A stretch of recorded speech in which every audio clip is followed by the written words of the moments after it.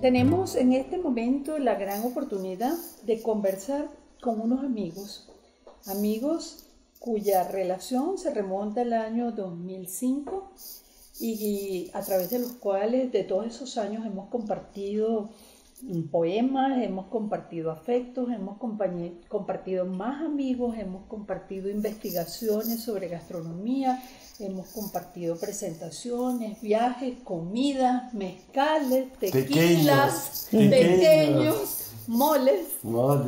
Y hoy los tenemos en un encuentro con, ellos son María Adela Hernández Reyes y Salvador Mendiola.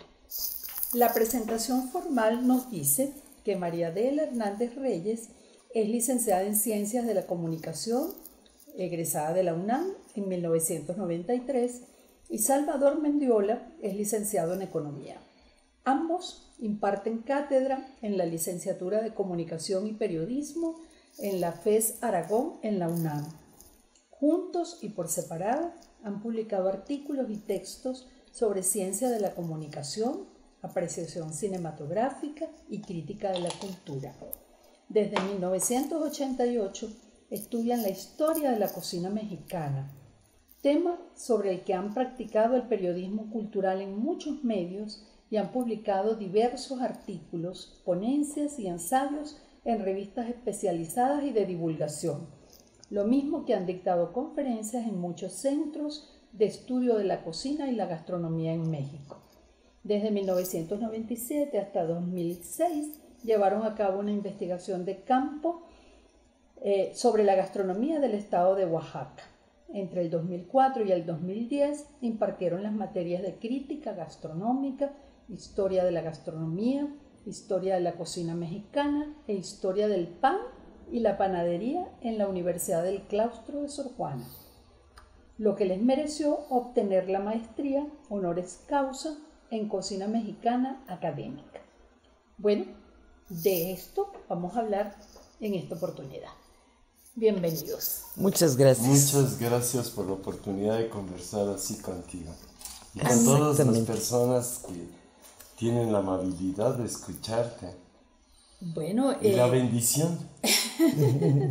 A mí me gustaría comenzar preguntándoles cómo ha sido esa relación de ustedes desde la economía y desde la comunicación social. En cada caso, ¿cómo se vivió ese tránsito hacia la gastronomía mexicana? Claro. Sí.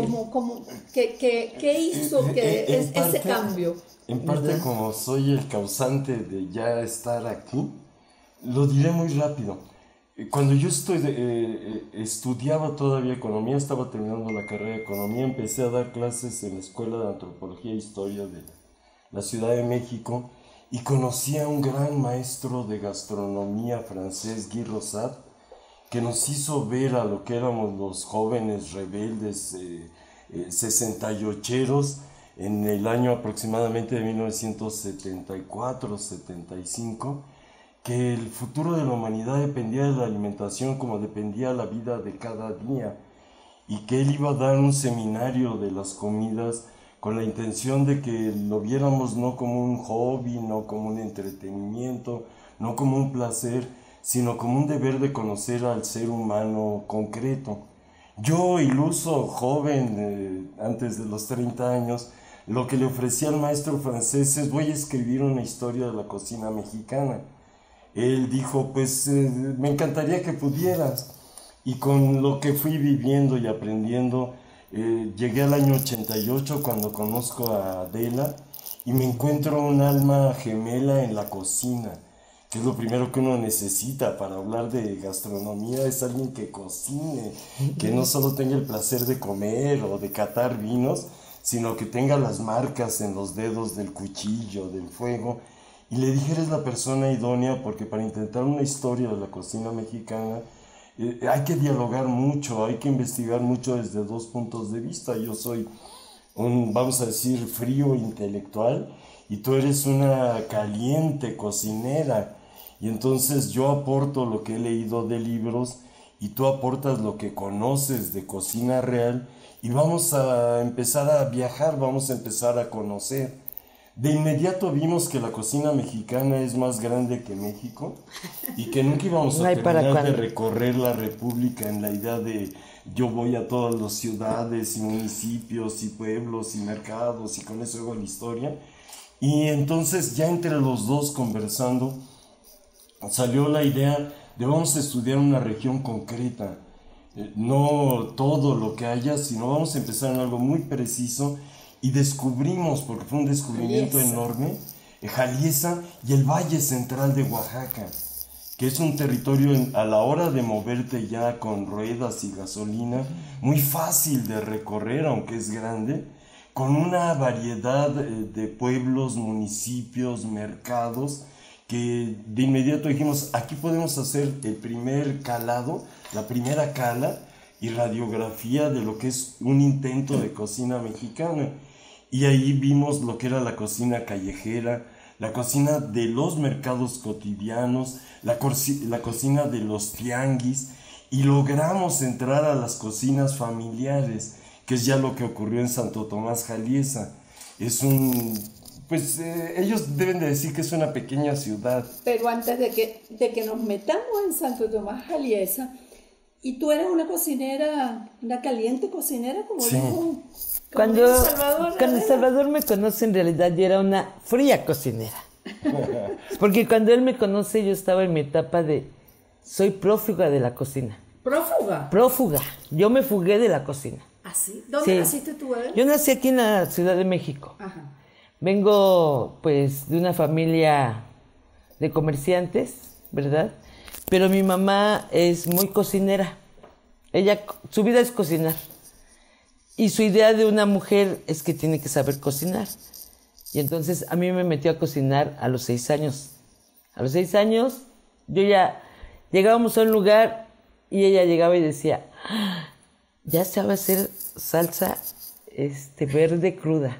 Esa era la propaganda que te Sí, decía. ya sabe hacer salsa verde cruda. Como Mozart de la cocina. Sí, y decían, ¿en serio? Sí, la hace en licuadora, especificaba. No vayan a creer que de molcajete. No, de licuadora. Y me ponían a hacer salsa verde cruda, donde llegaba. ¿No? Y decían, oh, sí sabe hacer salsa verde cruda. Después me enseñó a cocinar un pie de queso. Ay, riquísimo, delicioso. Amaba yo hacer ese pie de queso. Y luego después ese pie de queso me llevó a tener dinero para comprar mis conos en la secundaria, ¿verdad? Porque yo vi que era la única manera, porque eso fue lo que mi mamá me enseñó, el oficio de cocinera. Porque ya después a los 15 años pues nos tuvimos que poner a vender comida. Y entonces una historia es donde a los 19 años yo digo, ya cociné mucho. Ya te ayudé a vender, ya crecieron mis hermanas. Yo ya quiero salirme de la cocina y quiero estudiar ciencias de la comunicación. Porque yo quería ser periodista, comunicóloga, escribir. Y entonces hasta me salí de su casa. Porque para ella el mundo es cocinar, realmente. Y dije, no, estoy en su casa, no voy a salir de esto. No voy a salir de la cocina. Y me fui y estudié ciencias de la comunicación.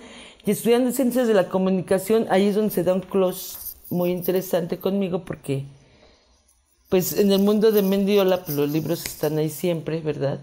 Entonces, pues él constantemente, una de nuestras actividades era ir a librerías, a buscar libros, y de pronto yo me empiezo a encontrar libros de recetas de cocina, antiguos, justamente.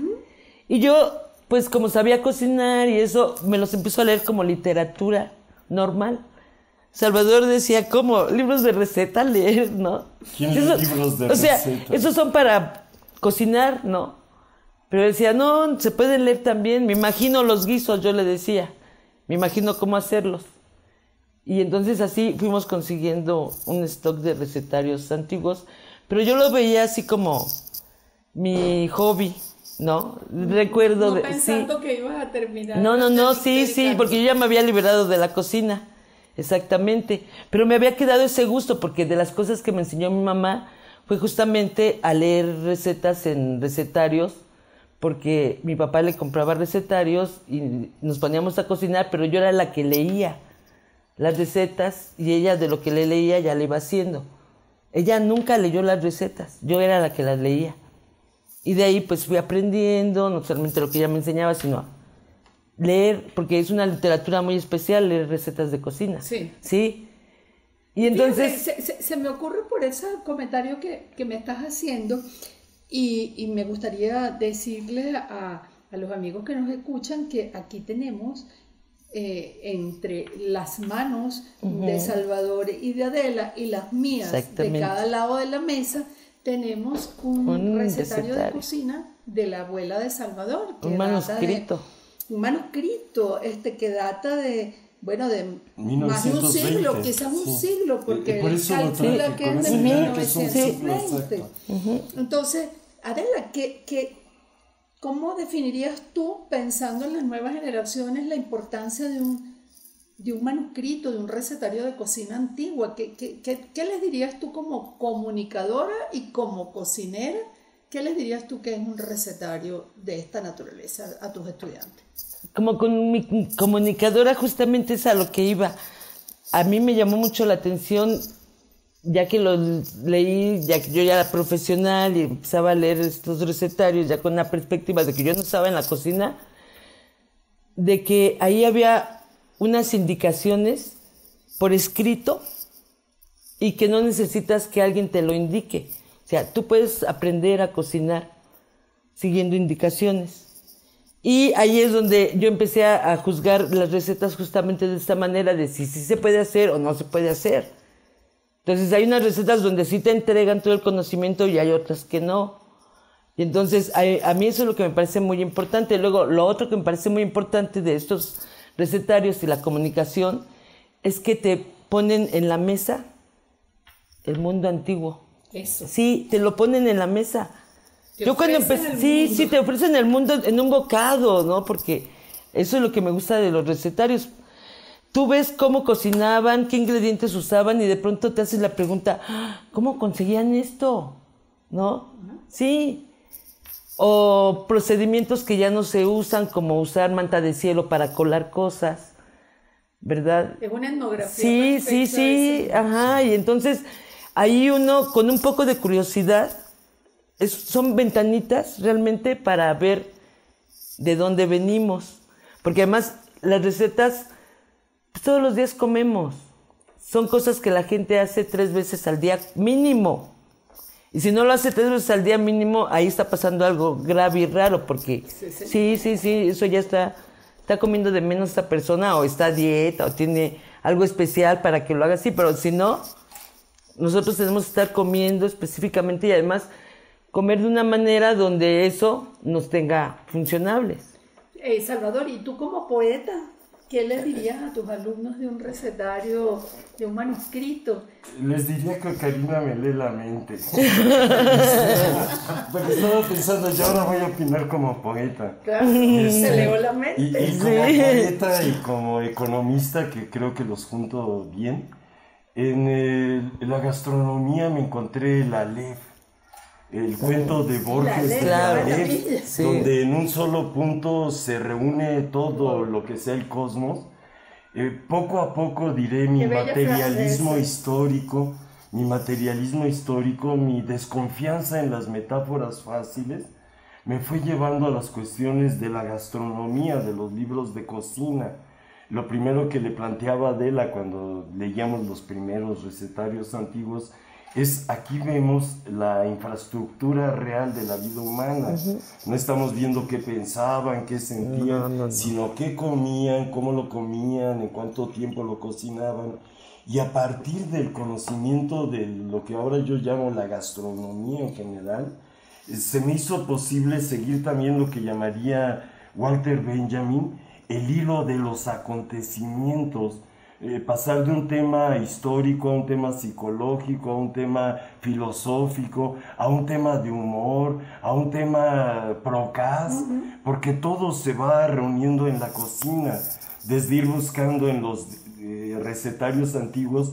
En México la palabra chile es sagrada, todos comemos chile, pero nadie se atreve a decir la palabra chile en voz alta porque la ligamos metafóricamente con el pene, con el falo. Provoca suspicacia, sí, Mira sí. que no había reparado que Los eso chiles, o sea, existía. de hecho los chiles silvestres Ajá. se levantan como un pene erecto. Así se pasa. parado. Si es un chile del monte, uno lo va a encontrar la mata con la punta del chile apuntando al cielo. Y los pueblos mesoamericanos le dieron un valor erótico, machista o falogocéntrico muy interesante. Pero México, el México en el que vivimos, es como de muchos dobleces. Y no nos gusta decir las cosas al chile, sino que más bien las disfrazamos. Maquilladitas. Sí, Y sí. entonces está ese lado interesante de ir viendo en la historia cómo decían picante, tornachile, chipotle, pero muy pocas veces atreverse a decir la palabra en sí, chile. Que ya es todo un detalle en mi otro lado poeta, ir viendo dos cosas, que las palabras no están quietas, y que la cocina tampoco. Cuando yo empecé a estudiar cocina y tenía la idea de que se podía hacer la historia de la cocina mexicana, yo me imaginaba que en cuanto llegó Hernán Cortés se comió ya parejo. Y con lo que hemos ido viendo y el recetario ahora de mi abuela, me hace ver que aproximadamente cada 30 años cambia por completo la estructura de la cocina. Desde los aparatos, la forma de conseguir los ingredientes, los procedimientos, Las técnicas. avanza la historia y avanza la cocina. Parecería que la cocina fue lo primero que dominó la humanidad y ya se quedó como la médula. Nos sostiene a diario, pero cada región, cada época, como diría, yo lo entiendo así, Michel Foucault, hay una episteme que va cambiando y que hay rupturas epistémicas terribles. Mi abuela no tenía en su mente la idea de bebidas con cuadritos, con cubitos de hielo. Había que conseguir el hielo en grandes piezas, rasparlo y así ponerlo en las recetas. Mi abuela desconocía la licuadora. Claro. Mi madre conocía el horno de gas, pero en sus recetas no aparece el microondas. Y entonces empezamos a ver que cada 30 años una nueva generación, aunque tenga las mismas recetas, ya las modificó históricamente. Sí, Y en por esa completo. línea, ¿cómo ha cambiado el epistema de Salvador y de Adela desde que empezaron en los años 80 a dedicarse a la gastronomía hasta hoy, tiempo de calentamiento climático y tiempo de pandemia? ¿Cómo ha cambiado el epistema de ustedes dos? ¿Cómo, cada uno, cómo ha vivido esos cambios? A ¿Qué mí me me dices? transformó en el que tenía que ser. Yo había estado buscando cómo expresar mi amor por la cocina, porque si me voy rápido en mi psicoanálisis, yo me volví cocinerito muy pequeño en un pleito entre mi madre y mi abuela. O sea que terminaste siendo cocinero caliente Antes que también. Adela, y yo en situación de príncipe de la cocina. Mi madre y mi abuela, como toda madre y nuera, tenían conflictos. Y vino un momento donde ya no pudieron vivir juntas. Al principio de su vida, o de la vida de mi familia, mi madre vivía con su suegra y con su suegro. Mi padre era el hijo consentido de la familia. Pero mi madre era de Guanajuato, del Bajío, era muy bravía, no le gustaba que le dieran órdenes, se peleó con la señora, le dijo a mi padre, pones casa por nuestra cuenta, y mi padre se alejó como 4 cuadras, 4 manzanas de la casa de su mamá, y allá nos fuimos a vivir. Pero la abuela le puso una condición, me tienen que traer a Chavo, a Salvador, todos los días de entre semana a las 12 del día. Yo lo cargo y lo mando a comer, no le doy de comer, que ya me lo manden comido. Yo lo cargo, lo tengo un rato para mí, era dueña de una joyería, estaba en la joyería, y luego se los devuelvo. Yo tengo el recuerdo construido con mi madre y otras personas que iba, y lo que me gustaba mucho era corretear un gato negro que ella tenía, que se metía hasta la cocina. Y entrando a la cocina yo descubrí una cocina todavía de fogones. No había estufa de gas, eran fogones que eran fogones de petróleo o de leña. Y eso me llamó mucho la atención, el fuego, poeta. Y empecé a preguntar qué están haciendo y estamos cocinando. y como era un mesón muy grande lo que tenía los fogones, mi abuela me cargaba y me ponía sobre el mesón y yo me podía asomar a las cazuelas detenido por ella. Y entonces le empecé a preguntar qué pasa aquí y ella me dijo, estamos cocinando, ¿qué te gusta? Sopa de fideo, ahorita te enseño a hacer sopa de fideo. Y un día mi madre me dice, ¿qué quieres comer? Y le dije, yo no quiero comer, yo quiero cocinar como con mi abuela. Debo de haber tenido como 4 años. Y mi madre dijo, ¿te está enseñando a cocinar? Le digo, bueno, no me acuerdo el nombre de la trabajadora doméstica, ella es la que me enseña, pero mi abuela está conmigo. Y entonces mi madre me dijo, ahora cocinas conmigo lo que quieras. Y fue la primera vez que cociné un huevo estrellado, eso no me habían dejado hacer. Pero entonces empecé a cocinar, me empezó a gustar la cocina. Mi padre, que era un deportista perfecto, entrenador de fútbol americano, eso lo vio con escándalo. Dijo, ¿cómo que mi hijo es cocinero? Esto como que es... No es cosa de niñas. Se me transfiguró. Y entonces él me decía, ¿no te gustaría hacer otra cosa que cocinar? Y yo le decía, no, yo quiero ser cocinero de grande. Y luego me decía, no digas cocinero porque eso es muy afeminado. Y entonces yo cuando me preguntaban como a los 7 años, ¿qué vas a hacer de grande? Yo con toda la seriedad decía primero taquero. Y luego decía torero. Y ya luego lo que se me ocurriera, pero siempre pensaba taquero y torero. Y el torero era por la televisión, por la leyenda, Bueno, pero taquero porque sí, comía figura, tacos. claro. Y eran todavía los Pero lo de tacos. taquero me parece Eran los maravilloso. tacos de la Ciudad de México antes de los tacos al pastor, que son los tacos que ya no veo, que eran los tacos vaporeados. Y me impresionaba cómo en unos tacos ¿Cómo vaporeados, eran los tacos? tacos ¿Eso? de cabeza de res, con pedazos de suadero, la carne dura de la la de res, suadero. el chorizo. Y estaba en el gran espacio vaporero una cabeza de res, los pedazos de carne, y luego estaba el centro, el comal donde lo freían. Y entonces me impresionaba esa belleza con la que el taquero sacaba los ojos y los freía de repente, algo que a la humanidad le da horror, o la lengua, o los sesos, o luego cómo picaba la longaniza, o picaba, y eso me maravillaba más lo que me comía. Y entonces yo decía, qué bonito estar todo el día platicando con la gente, dando de comer, y si me da hambre, yo como. Y eso me fue marcando pues una pauta de tener gusto, incluso pasión por la cocina. Me caso la primera vez y lo primero que le ofrezco a mi esposa es, yo cocino, yo te ofrezco eso, tú nunca vas a cocinar, yo cocino. Y ahí me lancé a cocinar ya cosas tremendas, se me quemó un pescado, yo no sabía que había que sacarle las tripas, me lo compré completo y completo lo metí al horno.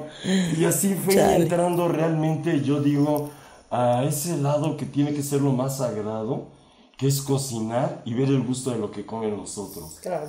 Mi padre, en unos ratos que éramos muy pobres, cuando se conseguían bisteces, decía que los cocine Salvador, que los cocine Chavo.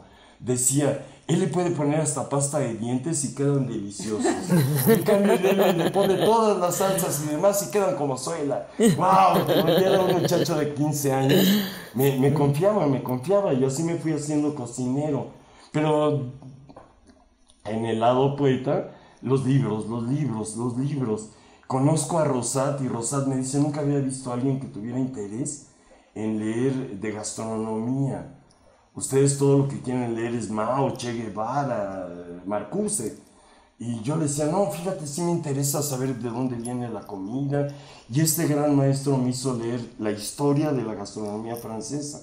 Libro por libro, él conseguía carême y me decía, aquí está un carême, Salvador, léetelo rápido y yo lo leo. A leer el Escoffier, la Nouveau Cuisine. Bueno, claro, todo leído. Pero mientras, y ese fue nuestra torpeza, no leímos a las mujeres. No leía a Julia Child, no leía a la señora Kennedy, norteamericana anterior. He conocido en estos días aquí a una pionera, que es la señora Chepina. Chepina Peralta. Chepina Peralta. Yo tuve la quisiera oportunidad, conseguir siendo muy un joven, siendo el recetario poeta de Chepina Mendiola y el Peralta. escritor, un día me entrevistaron en la televisión y ella venía saliendo del Televicentro. Y yo le dije, doña Chepina Peralta, ¿me permite que le bese la mano? Porque siempre he sido muy ritual. Y ella me dijo, esta que está toda quemada y cortada. Le dije, esa es la que yo quiero besar. Que fue nuestra Julia Child, Sí, a la eso fuerza. vi. Improvisada. Improvisada. Mientras Julia Child era una norteamericana Educada. que fue a Francia. A Chepina Peralta un día, el encargado de la estación de televisión, el abuelo del Azcárraga actual, don Emilio Azcárraga, le dice, usted tiene cuerpo delgada y a la gente le va Y a habla preocupar bonito. que usted cocine, la van a querer ver engordar. Y ella le dijo, yo le juro que cocino para no engordar. Y la retó y así empezó ella a cocinar en la televisión. Contaba luego en las entrevistas, no sabía cocinar, ella venía de ser una princesita. Y también su familia la había tenido con cocineras en la casa. Pero eso es el mundo que hemos venido descubriendo, que creo nos cambió la episteme. Mira, Adela, ¿y tú crees que de esa cocina de la que tú huiste y de la que poco a poco te fuiste nuevamente acercando a la cocina de hoy, a la gastronomía de hoy, ¿qué cosas más importantes ves que han cambiado? ¿Y qué cosas te resuenan dentro de ti cuando ves lo que es la gastronomía de hoy? Justamente de las cosas que veo que cambiaron y que cuando lo vi dije, qué pena. Porque a lo mejor yo no me hubiera salido de la cocina si cuando yo quería estudiar hubiera habido una licenciatura de gastronomía, como en el claustro. Porque el claustro es una escuela vanguardia justamente por meter la gastronomía. Pero en la UNAM, pues eso no. Y cuando yo estudiaba, pues ni siquiera, ¿no? O sea, el oficio de cocinero, cocinera, además en específico, es muy, diré, poco apreciado. Que es por lo que yo dije, no, cocinera yo, ¿cómo crees? O sea, uno se ubica, ¿no? Y dices, no, pues, para ser cocinera, pues tendría que ser como mi mamá de ignorante, era lo que yo pensaba. Pero cuando vi que había una licenciatura y cambió ahí mi episteme de la gastronomía, de la cocina, y de pronto yo descubrí que tenía un conocimiento de lectura por un lado, pero también de práctica, que yo no podía desaprovechar. Entonces, cuando llegamos a la licenciatura de Comunicación y Periodismo, Salvador y yo, a dar clases, yo no me imaginaba para nada que iba a terminar dando clases de gastronomía, justamente. Pero entonces, como el claustro estaba en expansión, y tenía el claustro viejo, ¿no? O sea, la construcción antigua, pero cuando nosotros llegamos, habían levantado un edificio nuevo. Y ese edificio, la mitad era de comunicación, un ala, y la otra ala era de gastronomía. Y entonces a nosotros nos asignaron en el nuevo edificio. Y en gastronomía eran las cocinas, ¿no? Sí, Los salones y de cuando yo llegué por primera vez a ese edificio, subir las escaleras, de pronto yo me transformé realmente y le dije a Salvador, ¡oh! Siente los aromas. Yo quisiera estar de ese otro lado también, no nada más de este. Y ahí él me dijo, pues vas a ver que vamos a terminar ahí. Y así fue. Y así fue. Y otro cambio de episteme. Hasta ese momento ella era profesora por su cuenta, yo era profesor por mi cuenta. Claro, sí. Y convivíamos. Pero yo ya planteé para el claustro de Sor Juana que lo idóneo sería que nos dejaran dar clase a los dos juntos. Le dije a la encargada de la carrera, a la doctora Guillermina ahora, yo podría dar muy bien el curso, pero si me preguntan cuchara, cuánta sal, voy a derrapar y voy a tener que ir a buscar mi libro. Pero si está Adela, ella me lo resuelve al instante. Regla de Y cálculo. si a ella le preguntaran, bueno, y en el Brilat Zabarán dicen, pues yo contesto. Y cuando los estudiantes nos escucharon dialogar, se transformó la enseñanza. Descubrimos primero que lo primero que se afectaba era la imagen de papá o mamá. Cuando uno es profesora solas, o eres el papá o eres la mamá, y así luchan o te quieren los estudiantes. Pero cuando ya ven a una pareja, y que es una pareja funcional académica, que realmente ella aporta su parte, yo aporto la mía, les cambiaba hasta la idea de cómo convivir un género con el otro, un sexo con el otro. Fíjate, le quisiera hacer dos preguntas relacionadas con eso que nos están narrando. La primera, para mí fue maravilloso cuando por allá por el año 2006 hablamos algún día sobre la gastronomía como un espacio interdisciplinario y les pedí que me escribieran un artículo sobre eso y ustedes lo hicieron y había una frase que no me acuerdo con exactitud, pero donde hablaba un poco que era como el aparato circulatorio de la transdisciplina, la gastronomía, ¿no? Y yo creo que fue maravilloso porque estábamos en ese momento rompiendo justamente cambiando el epistema de esa formación que todos habíamos recibido para abrirnos a todos esos links entre las diferentes ciencias y conocimientos, ¿no? Entonces, me parece que es muy interesante porque ese recorrido que ustedes están diciendo, ahí viene. Esta señal. Eso que tú dices. Y quería rematar simplemente por puro gusto, ¿cuánto de Sor Juana vive en esas aulas del claustro? ¿Cómo lo viven ustedes? Si tú eres sorjuanista, Sor Juana te habita. Y el que no es sorjuanista y llega al claustro empieza a enfrentarse a Sor Juana. Considero como catedrático que todavía en este momento de la historia de América Latina no tenemos un personaje de esa inmensidad, tanto en lo que sería el silencio de Sor Juana, que nos sigue siendo enigmático, como en la cantidad de saberes y experiencias. Y entonces, en los cambios de episteme de Adela y Salvador, está ese momento justamente alrededor del 2006, cuando en una conferencia nos dan el doctorado honoris causa y nos piden dos cosas: que escribamos un artículo para la revista de la universidad, que escribimos sobre la cocina prehispánica en Teotihuacán, lo que se podría saber de verdad, y luego nos dijeron, y den una conferencia sobre eso, y preparamos nuestras diapositivas, nuestras ideas, y en medio de esa conferencia aparece la doctora Ocarina Castillo, y con esa humildad venezolana que da miedo, de hermanito, te quiero guardar un cuchillo en el corazón, con todo respeto, nos hiciste la pregunta por el cacao, que eran unas preguntas que esperábamos que alguien nos hiciera: ¿de dónde viene el cacao? ¿De dónde viene el chile? Y luego, ¿de dónde vienen los jitomates?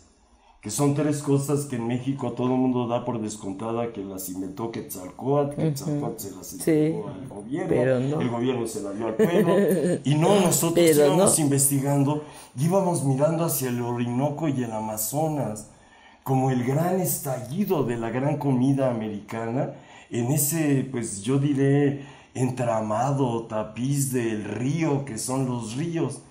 Y empezar a conversar con Ocarina de Cacao, y que la primera respuesta, yo le digo a Adela, tú respóndele para que no digan que yo soy el canijo. Y Adela de inmediato dijo, tenemos entendido por nuestras investigaciones que el cacao viene de Venezuela. Se levantó y dijo, son los primeros mexicanos que lo dicen. Y luego Adela habíamos estudiado. Dijo, y no creemos que los mayas lo hayan domesticado. Los mayas lo volvieron excelso, pero ya llegó del sur como una bebida, no como un grano normal. Y ahí descubrimos a la doctora Ocarina Castillo, que nos cambió el episteme. Existe la gastronomía como absoluta universidad. No tienes que ser fritanguero, no tienes que ser cochambrero, no tienes que haber trabajado en la cocina para poder hablar de lo que significa la gastronomía, la cocina, los negocios de alimentación, desde una perspectiva ya completamente occidental, ilustrada. Eso nos dio valor ya para estar donde estamos aquí ahorita, de que ya no estábamos hablando como mexicanos de cuál es el taco más rico y el chile más picoso, sino estamos estudiando la historia, la cultura, la vestimenta, las costumbres, el orden familiar. ¿Qué es eso que tiene ahí mi madre? Que ese es un recorte de periódico de mi madre en el recetario de mi abuela, de cómo poner bien una mesa, porque eso es conseguirle suerte a tu marido cuando consigue un empleo y invitas al jefe. Y mi madre veía eso, y eso es lo que tú nos hiciste ya que lo pudiéramos integrar en esta noción que primero la llamamos interdisciplina, y ahora decimos transdisciplina. Y ya en términos de gran gastronomía es la indisciplina, porque te puedes chupar los dedos a la hora de dar clases. Era algo muy claro, Sí. era de las bellezas sorjuanistas del claustro, es que está el famoso recetario. Y la tía de la actual rectora, Margarita López Portillo, creía que ella era la receptora de Sor Juana, y ella era muy buena cocinera, doña Margarita. Y ella decía que Sor Juana tenía tan alto nivel en la poesía como en la cocina, y una historiadora, doña Guadalupe Pérez San Vicente, se pone a buscar si hay algo de Sor Juana con cocina, y unos alumnos listos le falsifican el recetario de Sor Juana. Y la doctora Pérez San Vicente, nuestra estrella en documentos, historiografía, muerde el anzuelo y dice, ya tengo un recetario de Sor Juana. Y de ahí, pues, la primera decisión de Margarita López Portillo con la doctora Pérez San Vicente es, vamos a abrir entonces se llamaba el claustro de Sor Juana, exactamente, no era universidad, y damos clases de cocina. Y ahí es donde ellas empezaron a enseñar cocina, al mismo tiempo que Guy Rosat provocaba en la Universidad Iberoamericana que enseñaran gastronomía, y es el momento en el que tú empiezas a enseñar en antropología de los alimentos, antropología de las comidas, hasta llegar a decir sin ningún miedo la palabra gastronomía, que en estos enredos ahora de populismos fraudulentos o no fraudulentos, les entra a estos que se descolonizan y que vuelven a andar en taparrabos y que ven el viento ensayoándose el dedo, les entra esta idea de que la gastronomía es algo burgués, fifí, de las altas clases, y que en cambio la cocina es del proletariado, del pueblo. Y contigo empezamos a conversar y decíamos, es venezolana, no nos vaya a salir que es boliburguesa y nos fusilan. Pero nuestro acuerdo era eso. Realmente la gastronomía es el concepto completo y cocina es una de sus partes. Ahí yo me atreví ya a distinguir la gastronomía en lo que es cocina, lo que es servicio de alimentos y lo que es administración de negocios, que fue con lo que congeniamos ya muy bien con los estudiantes de gastronomía, porque las materias que nosotros impartimos eran impartidas por periodistas o por historiadores que nada querían saber de cómo se hace una tortilla con la mano. Todo era frío y sin sudar, y ahí es donde nosotros fuimos descubriendo, en ese momento nos dimos valor. Cualquiera que revise la historia va a ver que nuestra generación académica hizo ingresar las cuestiones de la alimentación, ya no en términos de nos vamos a morir de hambre, sino de tenemos que comer mejor. Y el mundo se va a salvar o perder por lo que comamos. Y no perder de vista que comer mejor y más sano es comer también con placer. Y luego lo otro que me llevaste a pensar en nuestros diálogos, primero se come, ya luego se piensa y después se siente. Y lo que es indispensable para estar en el mundo es comer. Si hay para comer, estamos en el mundo. Si hay libros, si hay templos, si hay museos, quién sabe qué pase el otro día que no haya comida. Pero si sabemos comer, estamos en el mundo. Y de ahí descubrí Feuerbach, descubrí los alemanes que decían, somos lo que comemos. Mira, Adela, creo que ya tiene 11 años la Declaratoria de Patrimonio de la Cocina Mexicana. Creo que sí. A ustedes que han estado tan cerca del conocimiento de la gastronomía mexicana, me gustaría preguntarle, ¿ha cambiado la gastronomía mexicana? ¿Qué le ha dado o qué no le ha dado esa declaratoria de patrimonio? O sea,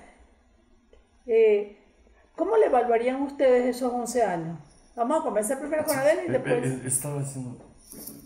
No creo que lo haya cambiado, porque para empezar, esta declaración que se hace es sobre un tipo de comida muy específico, que tiene que ver, por ejemplo, con la comida de Michoacán y las corundas y cosas que yo, sinceramente, ni cuando voy a Michoacán como, ¿no? Porque se me hace muy extraño, muy raro realmente. Y pues ya ves cómo es uno con la comida. Dices, ¿qué tal si no me cae bien y estoy viajando? ¿No? O sea, una serie de prejuicios que a lo mejor no están bien, pero no los tiene y los practica. Pero yo creo que independientemente de la declaratoria, aquí en México hay como un amor muy profundo por nuestra cocina. Y ya lo teníamos desde antes de la declaratoria. Más bien hay como una confusión en esta cuestión de la declaratoria, porque cuando uno habla de esto, la gente cree que lo que se declaró es la cocina mexicana. Y dicen, y cuando saben que no es exactamente la cocina mexicana, sino una región en específico, ahí como que se bajan los ánimos. Porque dicen, ¿cómo? No está el pozole, no están los tacos, no, todo eso que tú piensas, no. Y viene una lista que la mayoría decimos, pues qué bien, ¿no? Sí, entonces yo pienso que esa declaratoria, fuera de lo académico, ¿verdad? De los que estamos en el ámbito de estas cosas, yo siento que no, a quien vende los tacos, sí, no le afecta mucho la declaratoria. Ni a la cocinera, ¿verdad? No, ni a las cocineras, no. Eso es algo más como cultural. ¿Cómo lo diré? Que tiene que ver como con el prestigio universitario. Eso. O de grados académicos. Para poder decir lo que voy a decir.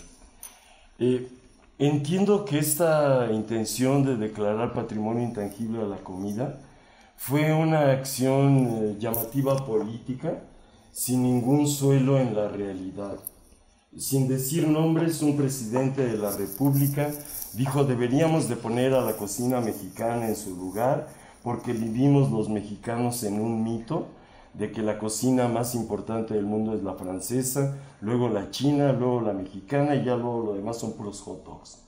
Y entonces este presidente se le ocurrió hacer evidente que la cocina mexicana era tan grandiosa como la china o la francesa. Se reunió con un grupo de antropólogos que los etiquetaré rápidamente, castrochavistas, porque no eran ni comunistas. Y ellos decidieron que éramos el pueblo del maíz. Y no del chile. Íbamos a conseguir la declaratoria como pueblo del maíz. De inmediato que se hizo la noticia, todos los pueblos de América dijeron: nosotros yo también, somos de maíz. Sí, yo también, sí. Dijeron tamales. También hacemos, tamales, sí. Desde Arizona. Ajá, todo el mundo que tenga maíz hace tamales. Y echaron abajo el proyecto. Eso les causó un gran coraje a los grupos que eran de izquierda, descolonizadores y todo lo que está ahora de moda, populismo fraudulento. Y un grupo de mujeres cocineras que trabajaban también en distintos lugares del gobierno dijeron: oigan, ahí está la señora Kennedy. Diana Kennedy. Diana Kennedy. Sí. Ella ha escrito unos libros nada marxistas, pero llenos de recetas, llenos de anécdotas. ¿Por qué no le preguntamos a ella? ¿Por qué no le preguntaron? Pues porque era inglesa, según los otros. Pero se la ha pasado estudiando. Dijo: fíjense que yo he estado viviendo en Michoacán y he visto a las cocineras cocinar, y hay algo extraño que provocó Vasco de Quiroga, y las mujeres de Michoacán sí tienen recetarios. Mientras que el resto de la República vive en transmisión oral de memoria, las michoacanas, que son analfabetas, tienen recetarios. Y cuando van a cocinar un gran guiso en el pueblo, van con el cura a que les lea la receta. Y ya la recuerdan por lo que él les lee y se van a cocinar. Entonces este grupo de mujeres hablaron con mujeres de Michoacán, encontraron sus recetarios, les mostraron que los recetarios venían desde las bisabuelas. Y eso es lo que ellas dijeron: estamos en peligro de perderlo. Esta memoria con la gasolina, con el gas, con el petróleo, se va a olvidar. Es cocina de fuego directo, es cocina de comal de 3 piedras. Y ellas, en una perspectiva más arqueológica y histórica, dijeron: esta es la cocina mexicana. Lógicamente en la UNESCO eso sonó bonito. Sí. Ya no era acá folclore de Amalia Hernández y el show en Bellas Artes, sino que era la gente en la fiesta del pueblo bailando en el atrio del templo y luego yéndose a comer corundas y todo lo que comieron. El primer, strikeout que le aplicaron a la cocina mexicana hizo que todos los profesores franceses del claustro, porque eso nos tocó dando clases en el claustro, dijeran, ya vieron, su cocina no sirve para nada. Pero cuando vino la segunda reacción, la definitiva, los estudiantes dijeron, vámonos a poner a cocinar como mexicanos. Y ese sí es el primer cambio que vi. Sí. Los que estaban aprendiendo a hacer cordon bleu, chateaubriand, sí. Empezaron a decir corundas, sopa de piedra. Y era la inquietud, que fue donde pegamos muy bien Adele y yo, porque les resolvíamos dudas, cuestiones. Empezaron a descubrir que se podían comer flores, insectos, más raíces que la zanahoria o que el camote. Así es. Y fue una reacción académica. Y luego vino la reacción que yo llamo, que provocó también, ya con etiqueta Ferran Adrià. Hubo muchos chefs importantes que dijeron, ya declararon a la cocina mexicana importante, yo la vuelvo molecular. Y de ahí se lanzaron los del Puyol, los de antes, los vascos, ahorita no recuerdo sus nombres, que entendían de cocina mexicana. María, sí, el bully. Sí, que empezaron a cocinar en mexicano. Ya los que empezaron a cocinar en mexicano, hasta llegar al mole madre, como hay harina madre para hacer el pan. Y entonces yo sí noto que lo que brotó es, primero, una nueva oportunidad para el orgullo. Nuestra cocina tiene un lugar en el mundo. Y luego un llamado a, acuérdate de tus recetas mexicanas. Se hace una encuesta de inmediato, preguntando Mitofsky, el que hace las encuestas más lucidoras en México, hace una encuesta nacional preguntando ¿cuál cree usted que sea el platillo que recibió el reconocimiento de la UNESCO? Y no hay acuerdo en ningún estado. Cada quien dice, cada quien dice cosas distintas. Pues, su región. Entiendo yo en mis recuerdos exactos, el 37% de los encuestados, lo único que pudieron decir, tacos. Pero luego vino la pregunta, ¿qué tacos? ¿Qué taco? Y ya nadie se puso de acuerdo. Porque la coincidencia inmediata fue tacos al pastor. Y salimos los que escribimos en el periódico diciéndoles, oye, los tacos al pastor son árabes. Sí. Vienen de Oriente, los trajo en libanés. Sí. Bueno, entonces, los tacos de cabeza. No, esos tacos son árabes. También en Marruecos y en Argel llegas y vas a ver la cabeza, los ojos. Y entonces empezó ya la inquietud, ¿qué sí es la cocina mexicana? Lo único que encontramos, el pozole. Era lo más parecido en toda la República y había regiones que solo lo comían la noche del 15 de septiembre. Sí. Entonces ahí nos dimos cuenta, y eso es algo que está ahorita afectando, que la cocina mexicana no era tan clara como nos la imaginábamos. Que no teníamos memoria de cocina mexicana en uno de los momentos muy certeros de la primera etapa, la que perdió México. Vienen los representantes de la UNESCO a nuestra escuela, el claustro de Sor Juana, entran a la clase de historia de la cocina mexicana y lo que pregunta el de la UNESCO, era una señora, le pregunta a mi grupo, ¿ustedes bailaron la danza menstrual del maíz? Así se quedaron todos. Ajá. Y luego les dice también, ¿cómo se corta una tortilla sagrada? Tache. Entonces así volteó y dijo, ya ven, no saben. Porque ella dijo, no son la cultura del maíz. Claro. Tiene que ser un patrimonio intelectual. Sí. Y en México no encontramos ese patrimonio. Ahí salieron las personas que lograron mostrar que sí lo teníamos. Pero todo ese efecto ya provocó. Ha sido muy vistoso porque yo siento que la cocina mexicana, al fin y al cabo, por la extensión geográfica, pues solo tiene competencia en Brasil.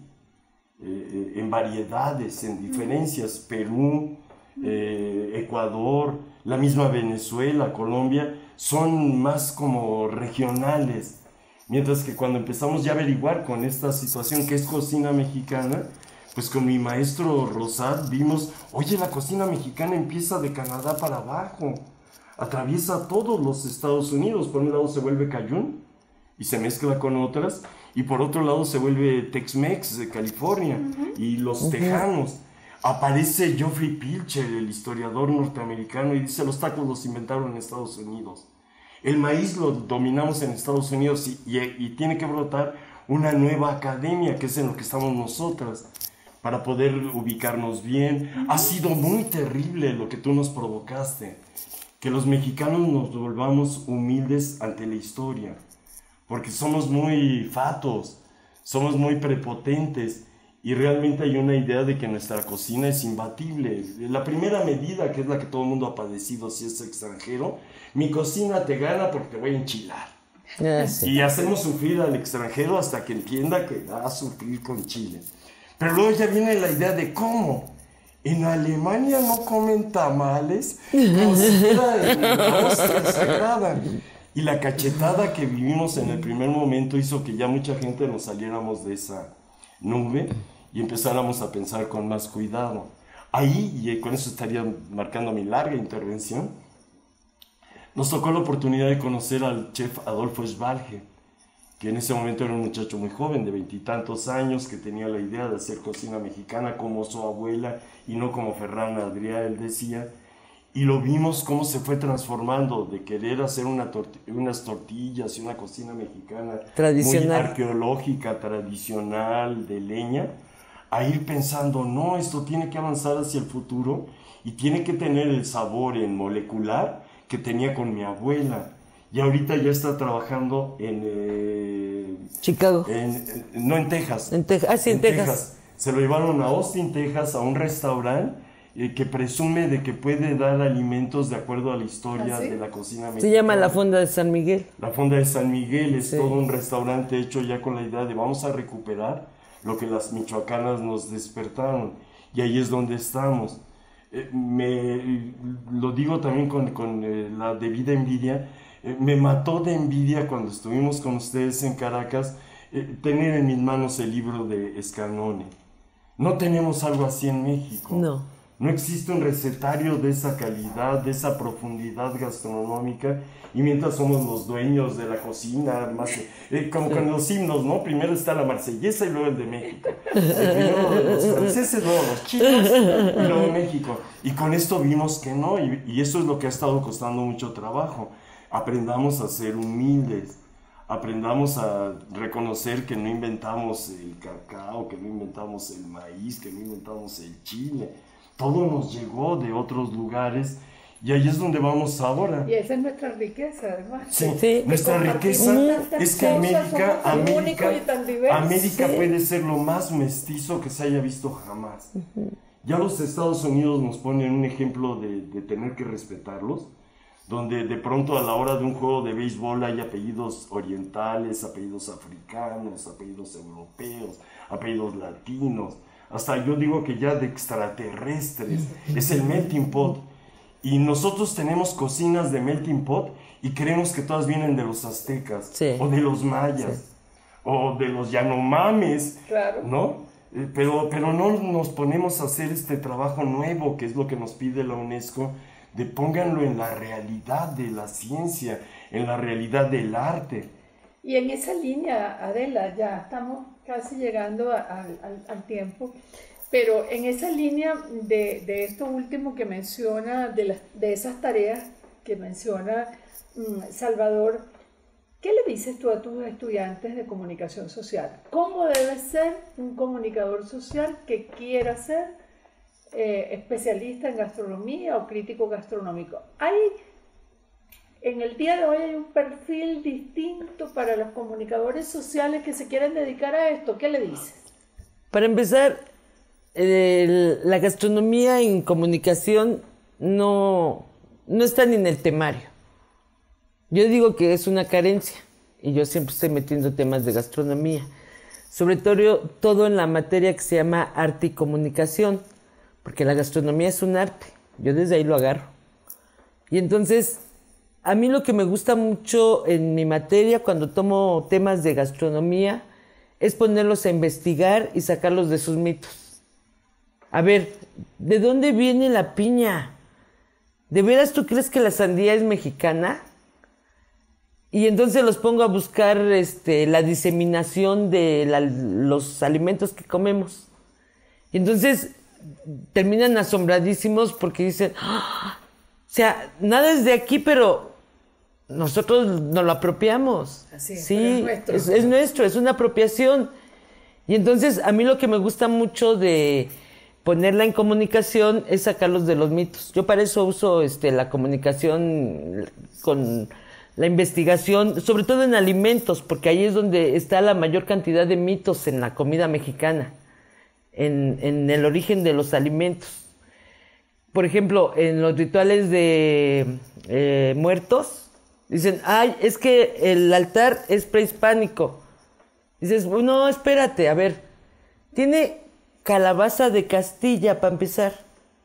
¿Por qué se llama calabaza de Castilla la calabaza? O sea, ¿de dónde crees que la trajeron? ¿De dónde es Castilla? Pues España, ¿no? Luego hacen calaveras de azúcar. ¿De dónde crees que trajeron el azúcar?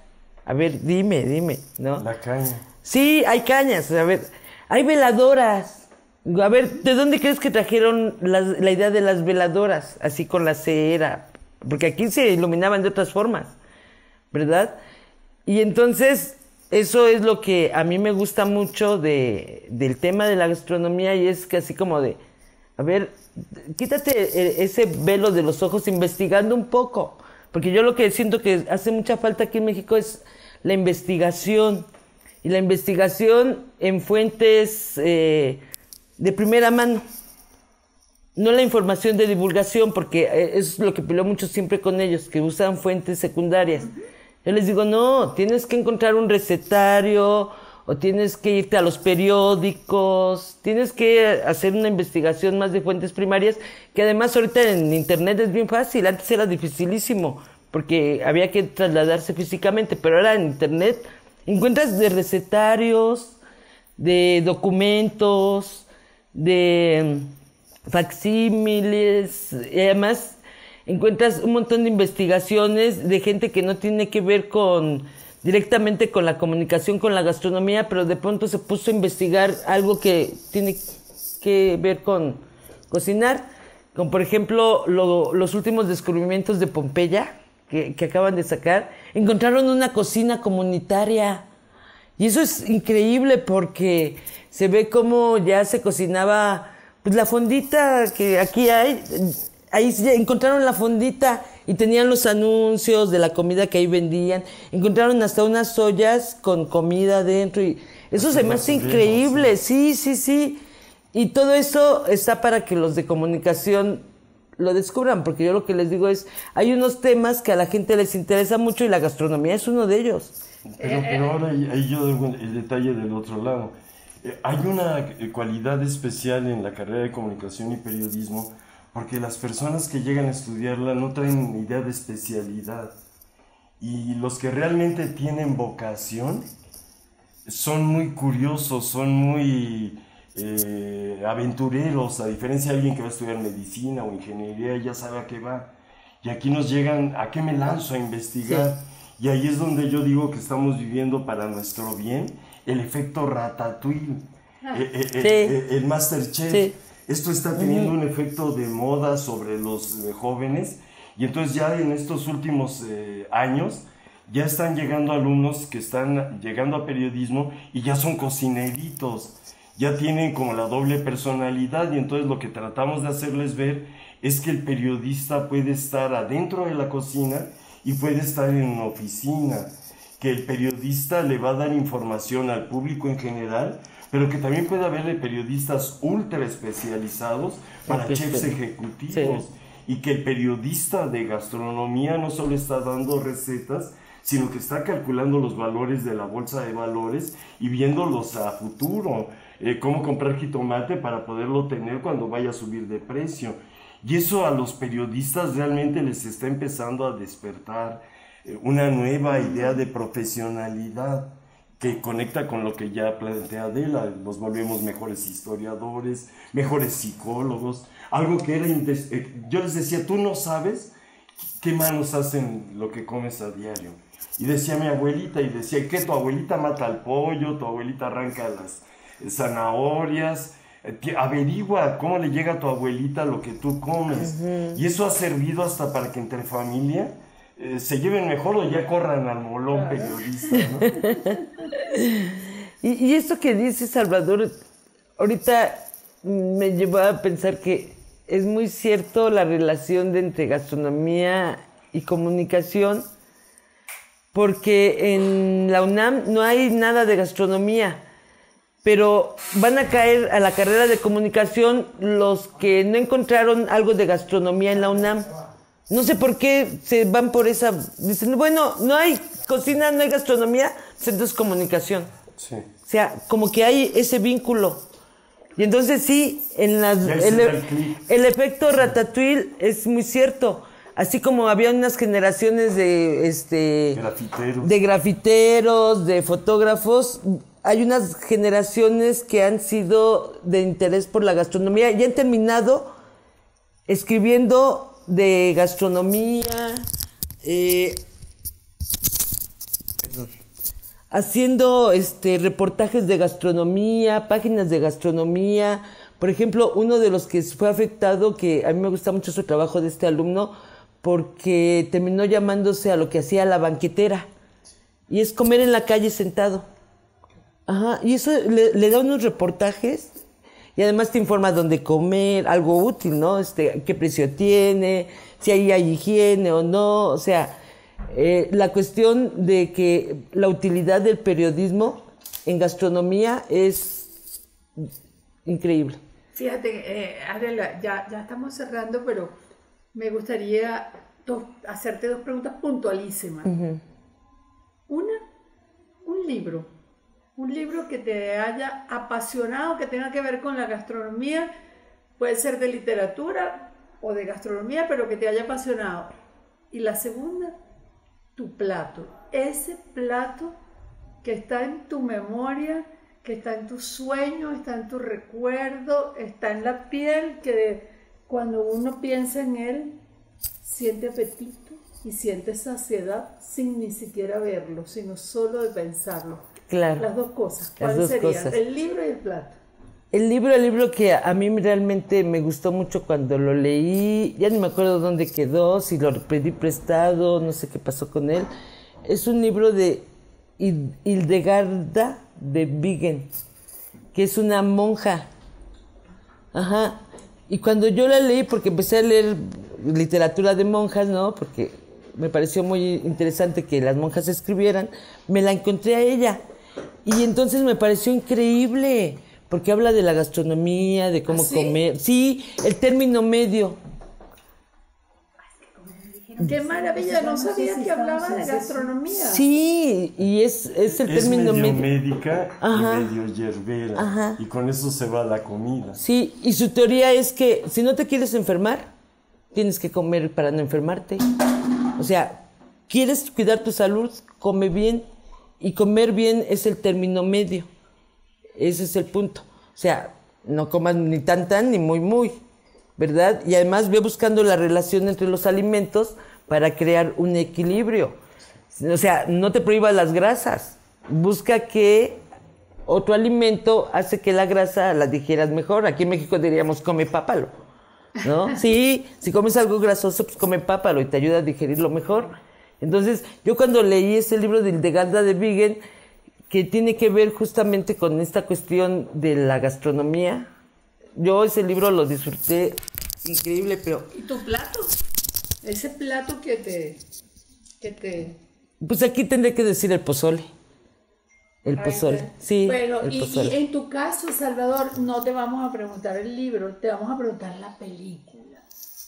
¿Cuál es la película vinculada a la gastronomía y el plato también? Y con eso nos vamos. He estado ya muy aturdido porque había empezado con el festín de Babel y dije, no se ve que cocinen completo un guiso. Y luego he descubierto que casi en todo el cine nunca aparece bien cocinado un platillo. Vemos que lo empiecen, vemos que lo terminan y luego ya se lo comieron. Ni siquiera cuando están en la mesa comiendo, están comiendo.